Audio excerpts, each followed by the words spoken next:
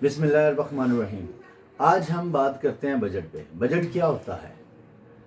हुकूमत अंदाज़ा लगाती है कि एक साल में उनके कितने अखराजात होंगे, वो अखराजात कहाँ कहाँ पर खर्च होंगे और उसके साल भर में आमदन के जो ज़रिए होंगे वो क्या होंगे। इस सारे हिसाब किताब को बजट कहते हैं। हुकूमत के जो अखराजात होते हैं उनको एक्सपेंडिचर कहते हैं और जो हुकूमत की आमदन होती है उसको ग्रास रेवेन्यू कहते हैं। हुकूमत ने इस साल जो बजट दिया वो तकरीबन 9,100 अरब रुपए का दिया है।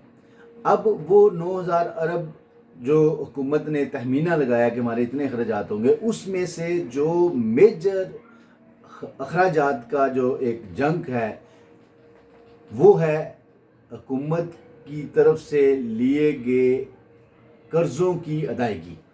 तकरीबन हम यूँ समझते हैं कि ये जो हुकूमत ने बजट पेश किया है, ये फ़र्ज़ करें 100 रुपया है जो हुकूमत के अखराजात हैं, तो एक 100 रुपये में तकरीबन कोई 42 रुपीज़ आपके पुराने जो कर्जा जात हैं उनकी मद में हुकूमत ने पे करने हैं।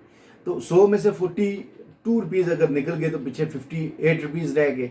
उन 58 रुपीज़ का जो दूसरा मेजर अखराजात का जो मद है वो है आपका दफ़ा में तकरीबन को 20 रुपये समझें 100 रुपये में लग जाते हैं।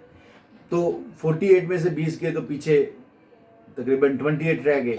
उस 28 में से तकरीबन 7 रुपये पेंशन की मद में जाते हैं। उस 7 रुपये की पेंशन में भी तकरीबन 5 रुपये मिलिट्री जो पेंशन होती है उसमें जाते हैं।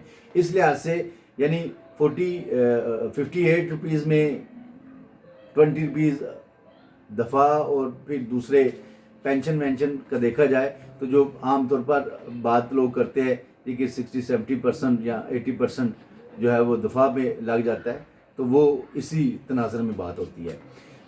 पीछे जो दूसरे अखराजात होते हैं वो कुछ गवर्नमेंट के अपने भी अखराजात होते हैं। 7% तकरीबन 7 रुपये 100 में से गवर्नमेंट ने खुद पे भी खर्च करने होते हैं। और इसी तरह कुछ जो बाकी जो पैसे रह जाते हैं वो गवर्नमेंट ने डेवलपमेंट पे खर्च करने होते हैं। इसमें तरक्याती फ़ंड जो आ जाते हैं सारे, और इस तरह के दूसरे मामला चलाने होते हैं। अब गवर्नमेंट ने खर्च तो 100 रुपया करना होता है, लेकिन जो गवर्नमेंट की इनकम होती है वो तकरीबन 72 रुपीज़ होती है। जो बकाया 30 रुपीज़ का खसारा है उसको बजट डेफिसिट कहते हैं। और इस बजट डेफिसिट को पूरा करने के लिए गवर्नमेंट कर्ज़े लेती है IMF से, वर्ल्ड बैंक से। यही वजह है कि हर साल कर्ज़े बढ़ते जाते हैं। अब जो गवर्नमेंट की जो इनकम के सोर्सेज हैं वो गवर्नमेंट के अदारों के जो कमाई होती है वो होती है, जो कि गवर्नमेंट की सोर्स ऑफ जो इनकम है उसकी इंतहाई कम मिकदार उसके अदारे देते हैं। जैसे स्टेट बैंक का प्रॉफिट हो गया, PTA हो गया, या दूसरे अदारे हो गए जो वो करते हैं। इस तरह जो गवर्नमेंट का मेजर सोर्स ऑफ इनकम होता है वो टैक्सेस होता है। टैक्सेस दो तरह के होते हैं, direct tax, indirect tax. Direct tax वो टैक्स होता है जो कि आपकी यूँ समझ लें कि जो जितना कमाता है उतना टैक्स देता है।